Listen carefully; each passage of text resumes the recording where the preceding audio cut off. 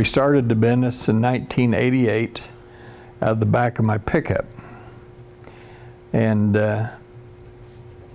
with the help of a cell phone and getting around the territory, that's back when I had an old bag phone. It was one of my brother's. It was a good one that helped me make contact with my customers and stuff. And at that time, we traveled western Kansas and into Colorado a little bit. And since then, we've had to move from the pickup. We moved into a building on West Main here, and we outgrew that one and moved into where the Nex-Tech headquarters is now, with a warehouse in the back across from the courthouse square. And we outgrew that and moved into this building that we're presently at about 10 to 12 years ago. And from a few customers in western Kansas and eastern Colorado, why we now have salesmen covering 6 states, and we are in about 25 to 30 states with the help of the internet. And from about 300 customers, we've now got close to 3,000 in those 30 states that we're in. So we've done a lot of growing in the last 25, this is our 26th year in business now. And we've grown a lot of ways, both in products that we have, customers that we service, and about a couple of years ago, I started having some health issues, and so about a year ago, due to health and age, we decided to sell the business, and we found a buyer in Jim and Deborah Bryant that they were willing to not move the business, which that was important to us. It's going to stay in Phillipsburg, where it's been since we started. And, they're not going to change the name of the business, the place of the business, or the help, or anything. So everything stays right here. And Janeen and my wife and I are going to stay on for a while, me about a year and her a little longer if they want us, to help transition the business over to them with knowledge of the customers and the vendors and all that. Well, we are a wholesale only base customer or distributor. We are a distributor, not a dealer, I should say. Our customers are our dealers. We supply to them, and they go ahead and sell it to the retail end. Our product base is mostly agricultural, but we call on part stores and implement dealers and the farm co-ops, and that is our customer base. And we do have some wholesalers that we supply to. We are a wholesaler and a distributor both. I mean, we're a distributor and a wholesaler. We're a 3-step business. Some of our wholesalers that we supply to go ahead and have their dealers. That's where that comes from. And our product base is in the ag market is tow ropes. That's a big part of our business. It's good right now with the wet weather. We have pliers and plier pouches and tarp straps and all the short line hardware. I guess we're short line hardware in that regard. We don't compete with Ace Hardware per se, but we do supply the hardware to the need to a customer that isn't part of the Ace Hardware group or some hardware supplier.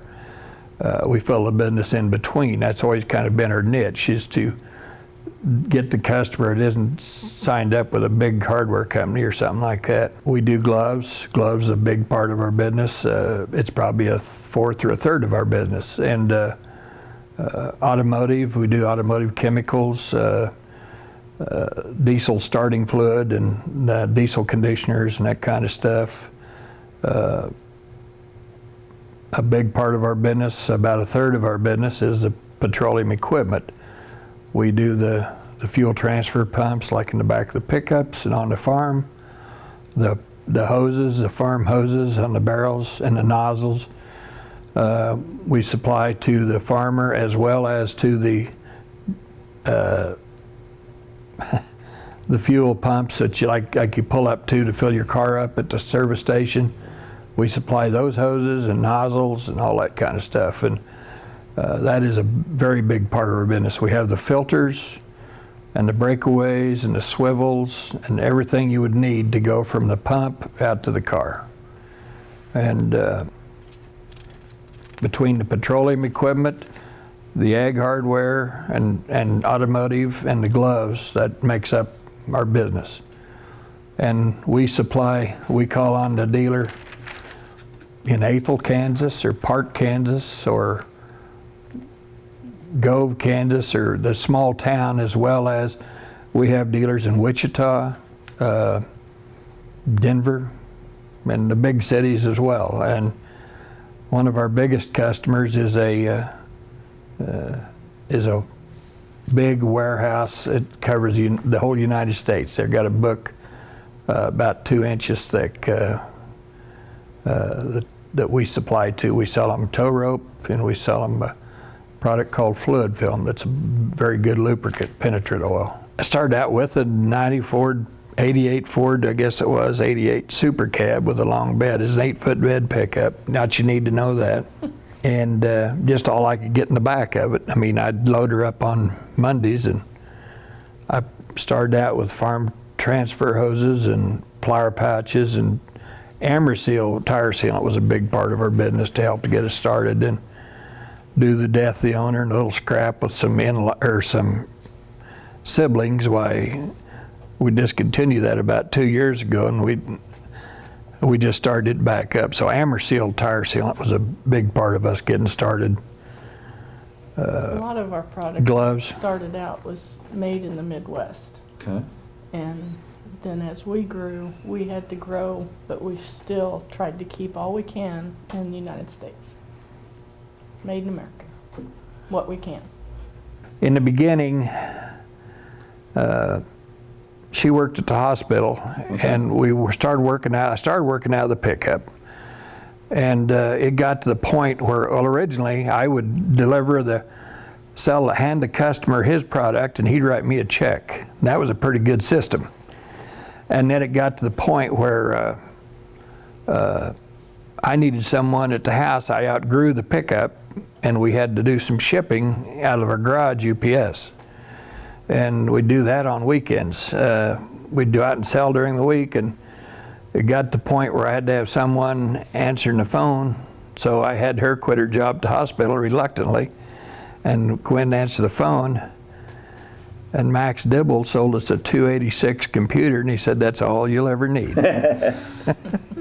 Well, about 24 computers later. But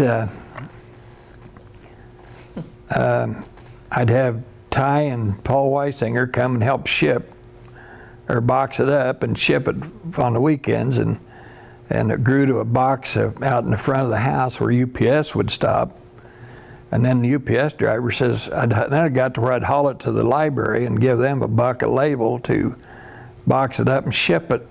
And the UPS driver got me off the side, and he said, "I can stop by your house for $5 a week." And I said, "Hey, that's a lot better than this." So the UPS driver started stopping, and I'm telling you more now than you need to know. But it just grew from where we decided we couldn't do that any longer. Our salesmen, we physically cover 6 states. And anything beyond that, I think a lot of that has to do with the email service in the internet. Gosh, we ship to Illinois and New Jersey, and we've got customers scattered all over the Dakotas and Minnesota and Texas and Idaho and just all over. So it makes it easier to get the orders between the internet and the email service and the 800 number.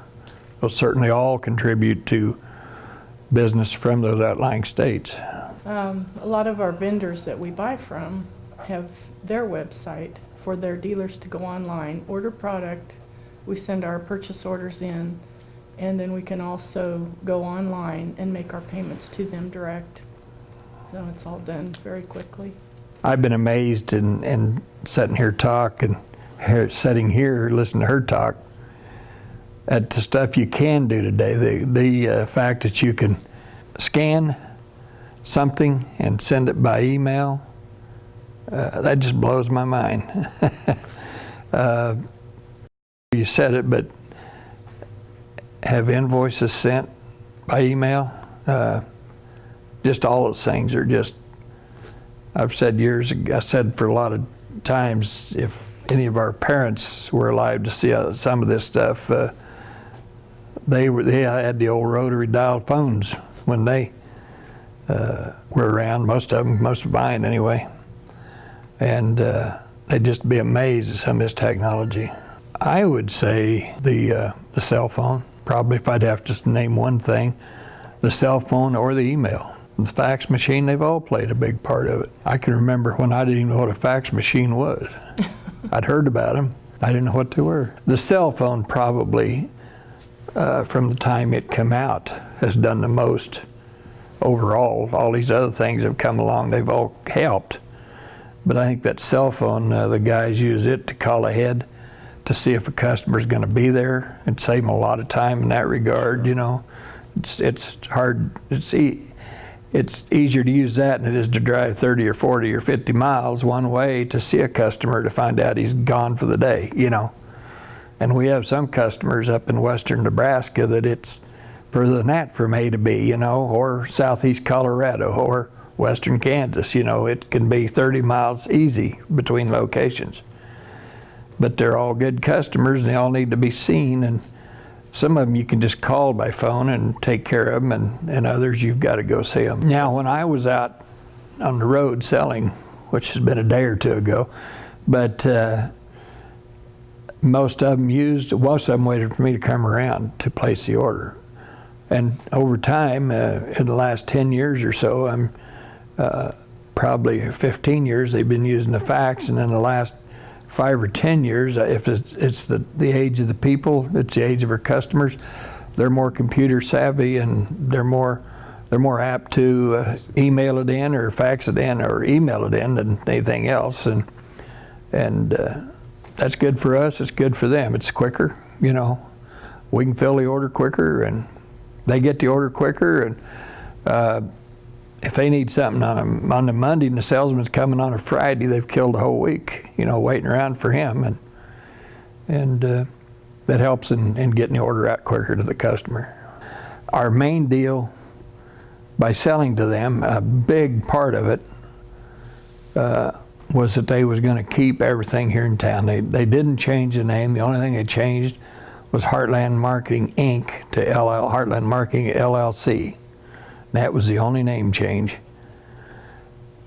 So they kept the same post office box, everything was the same. But it was going to keep the name. The name's going to stay on the building's going to stay here in Phillipsburg, and the same help, and nothing changed it. The average person wouldn't even know the deal was made.